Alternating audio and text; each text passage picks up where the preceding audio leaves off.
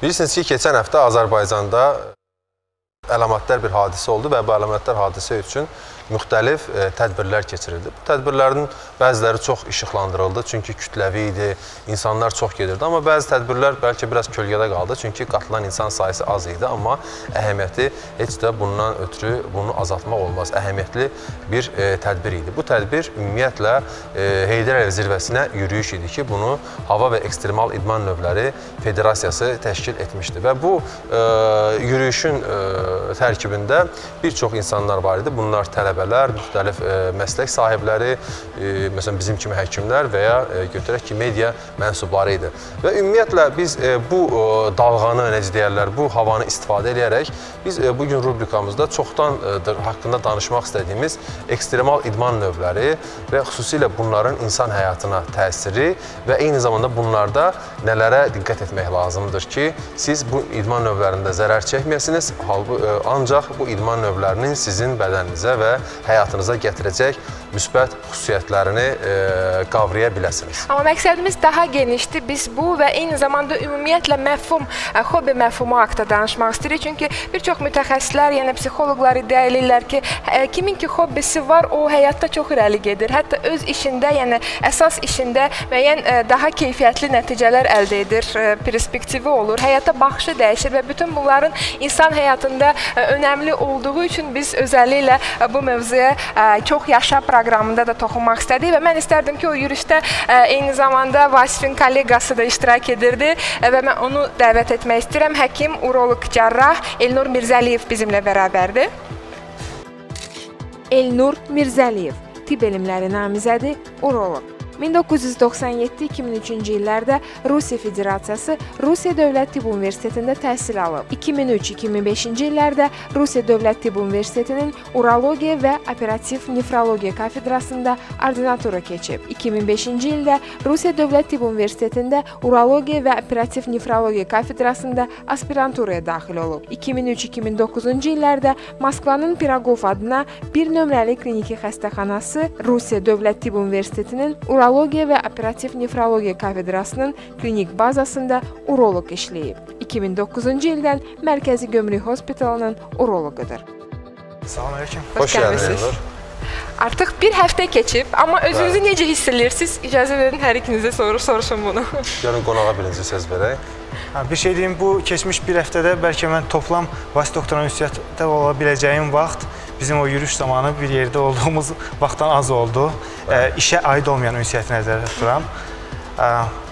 O özlüyündə olaraq yaxın bir adamla yaxın ünsiyyətdə olmaq özü bir müsbət bir hadisədir. Yol yoldaşının ümumiyyətlə kim olması çox vacibdir, deyilmi bu məsələdə? Bu da həmən belə bir cür hobbinin bir yan tərəfidir. Bunu da indidən vurulamaq istəyərdim. Çoxlu yaxşı, gözəl insanlarla tanış ola bilərsiniz.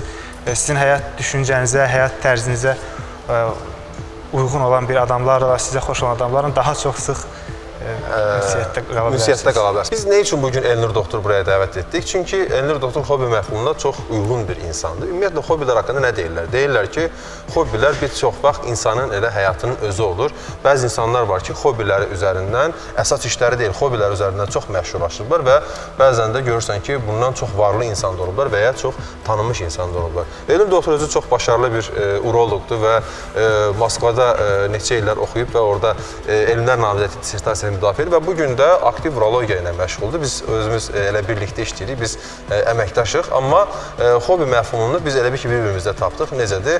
Düzdür, Elnur doktorun hobbi məfhumu bəlkə mümkündən daha belə başarılıdır. Çünki Elnur doktor eyni zamanda Moskva çempionu olub tələbələr arasında sambo güləşi üzrə və eyni zamanda aktiv həyat tərzini təbliğ edən bugün Azərbaycandakı artıq bir çox insanlardan birisidir. Mən sadəcə bir sual vermək istəyərdim. Bu sual əlbəttə mənim öz cavabımdır, amma Elnur doktorun cavabını eşitmək çox yaxşı olardı.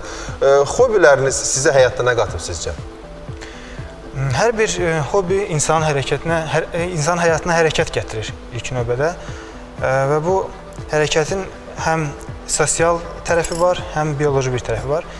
Sosial olaraq idmandır, aktiv bir hobbidir, özündə bir yarışma komponenti daşıyır və kooperasiya bir komponenti daşıyır.